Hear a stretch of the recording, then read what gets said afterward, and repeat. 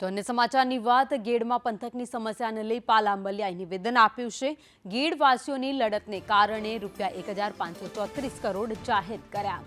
સરકાર રોડમેપ કેમ જાહેર નથી કરતી તેવો સવાલ પણ કર્યો છે। ગેડ વિકાસ સમિતિ સાથે પરામર્શ કરવામાં તકલીફ કેમ છે? 139 કરોડના મંજૂર કરાયેલા ટેન્ડરોનો અમલ ક્યારે થશે?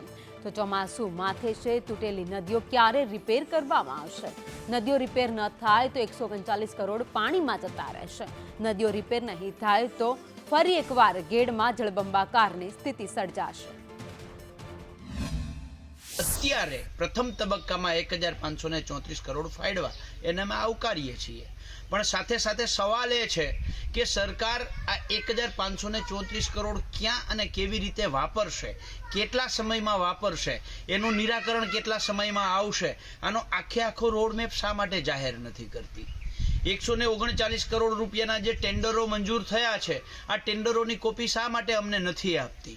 આ દરેક બાબતમાં અમારી પહેલેથી માંગ છે કે ગેડ વિકાસ સમિતિ સાથે સરકારે સંકલન કરી, એની સાથે ચર્ચા કરી અને આગળ વધવું જોઈએ। તો સરકાર સામે સવાલ કરવામાં આવ્યા છે। પાલાંબલિયા કિસાન મોરચા સેલના જે નેતા છે તેમણે સરકારને સવાલ કર્યા છે કે કરોડોનું બજેટ તો નક્કી થઈ ગયું, પરંતુ કામગીરી હવે ક્યારે કરવામાં આવશે?